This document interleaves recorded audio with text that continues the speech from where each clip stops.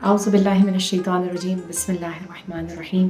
تمام تر تعریفیں ہیں اس اللہ کے لیے کہ جو اتنا رحمان و رحیم رب ہے کہ جس کی تعریف کو انسان بیان نہیں کر سکتا، جس کی حمد میں انسان بولنے کی جسارت نہیں کر سکتا، لیکن وہ اللہ کہ جس کی حمد کے لیے یہ بہت بڑا جملہ ہے ایک انسان کے لیے کہ جب انسان کو رب ذوالجلال نے خلق کیا تو کہا میں بہترین خلق کرنے والا ہوں، احسن الخالقین ہوں۔ کائنات میں کوئی ایسی چیز نہیں ہے عزیزان محترم کہ جس کو خلق کرنے کے بعد رب ذوالجلال نے یہ جملہ کہا ہو، لیکن جب انسان کو خلق کیا تو کہا میں احسن الخالقین ہوں، بہترین خلق کرنے والا ہوں۔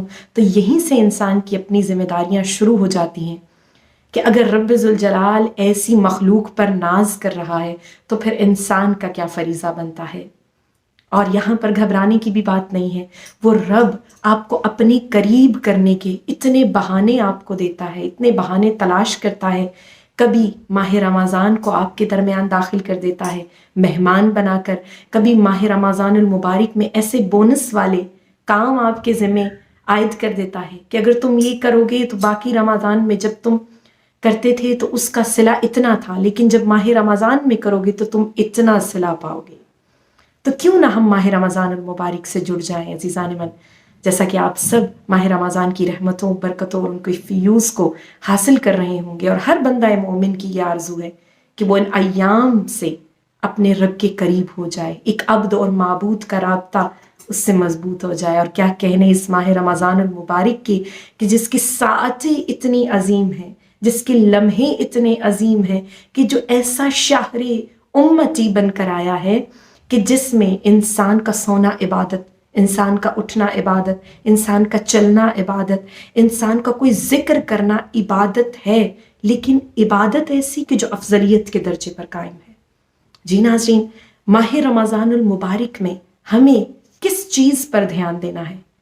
نہ دیکھیے کہ آپ کتنی نمازیں پڑھ رہے ہیں، نہ دیکھیے کہ آپ کتنے روزے رکھ رہے ہیں اور کس طرح سے رکھ رہے ہیں، یہ دیکھیے کہ وہ جو ایک ذرہ برابر بھی آپ ماہ رمضان المبارک میں عمل کر رہے ہیں وہ کتنا خالص ہے، اس میں کتنی پیورٹی ہے۔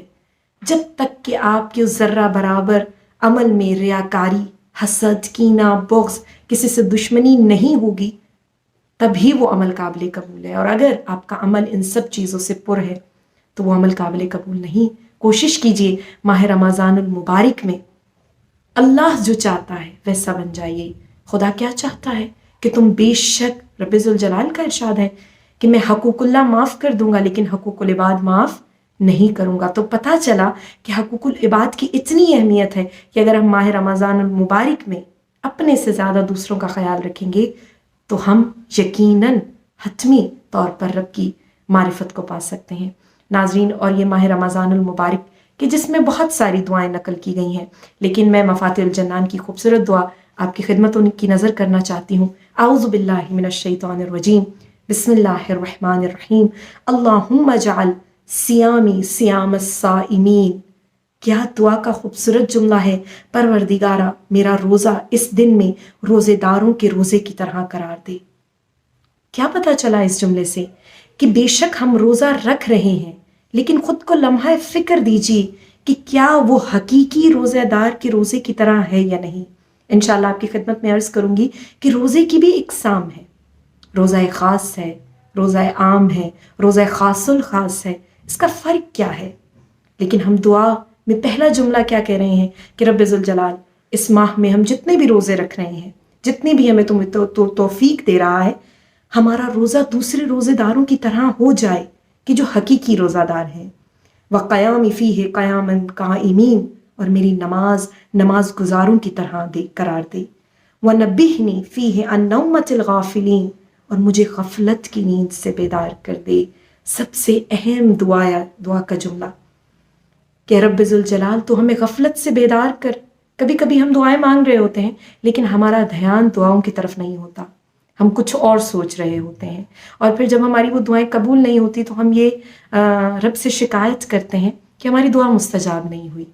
لیکن رب کیا کہہ رہا ہے؟ غفلت سے دور دعا مستجاب ہوتی ہے، بس خود کو غفلت کی نیند سے بیدار کر دے۔ وَهَبْ لِجُرْمِ فِيهِ یا الہ العالمین، اور میرے گناہوں کو بخش دے اے عالمین کے معبود۔ وَاعْفُ عَنِّی یا عَافِيًا عَنِ الْمُجْرِمِينَ، اور مجھے معاف کر دے اے مجرموں کو معاف کرنے والے، اے اپنی عدالت میں انصاف کرنے والے۔ بس ناظرین کوشش کیجئے کہ اپنے وجود کو رب ذوالجلال سے جوڑ دیں۔ اس ماہ رمضان میں جب تک عبد اور معبود کا رابطہ مضبوط نہیں ہوگا، ہم خدا کے قریب نہیں ہو سکتے۔ خدا را کتنے رمضان گزر گئے، اگر ہم خالصتاً عبادت کو انجام دیتے رب کے لیے تو شاید ہم یہاں سے یہاں پر ہوتے۔ اپنے لیول کو دیکھیے کہ جو پچھلا رمضان گزرا ہم نے اس میں کون سی ایسی خطائیں کی کہ ہم اس مقام کو نہیں پا سکے کہ جو عبد کے ہونے کا مقام ہے، جو معبود کی شناخت کا مقام ہے۔ اس ماہ رمضان میں وہ کام نہ کیجئے کہ جو آپ پچھلے ماہ رمضان میں کر چکے ہیں۔ بے شک ہر مومن چاہتا ہے کہ وہ رب کی خوشنودی کو حاصل کر سکے، لیکن گناہ گار ہے، خطا ہو جاتی ہے۔ لیکن یاد رکھیں ماہ رمضان میں جب آپ سے کوئی خطا سرزد ہوتی ہے تو رب اس پر بہترین معاف کرنے پر قادر ہے۔ مت سمجھے خطا ہو گئی تو اب وہ معاف نہیں ہوگی۔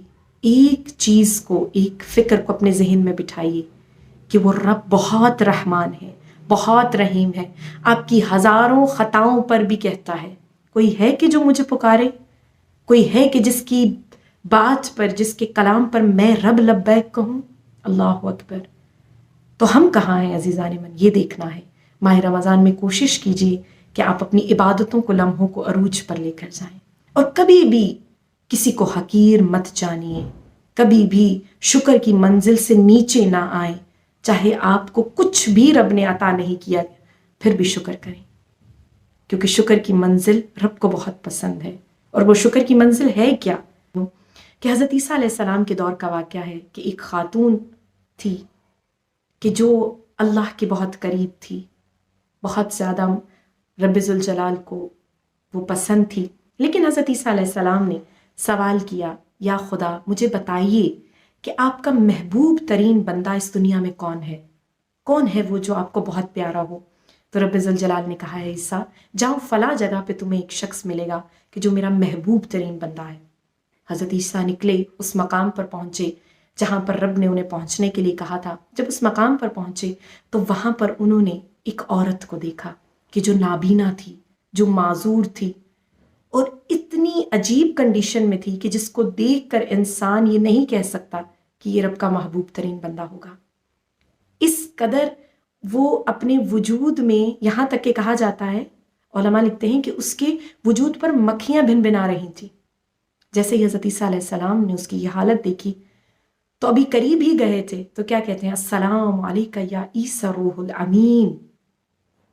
جیسے ہی یہ جملہ کہا تو حضرت عیسیٰ حیرانی سے پوچھتے ہیں کہ اے خاتون تو میرا نام کیسے جانتی ہے، تجھے کیسے معلوم؟ کہا جس دوست نے تجھے اس جگہ کا پتہ دیا ہے اور میرے تک پہنچنے کا راستہ بتایا ہے، اسی دوست نے مجھے بتایا ہے۔ کلام دیکھیے عزیزان من، گفتگو کا انداز دیکھیے اس خاتون کا۔ کہا اسی دوست نے مجھے تیرا نام بھی بتایا ہے۔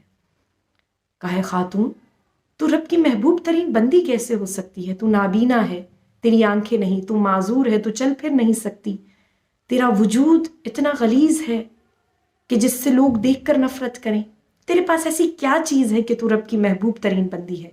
کہا میرے پاس چاہے آنکھیں نہیں ہیں، چاہے پاؤں نہیں ہے، چاہے ہاتھ نہیں ہے، میرے پاس وہ دل ہے رب کا دیا ہوا، کہ جس دل میں فقط اور فقط رب ذوالجلال کی محبت ہے، جس دل میں فقط اور فقط اس رب کی محبت بستی ہے۔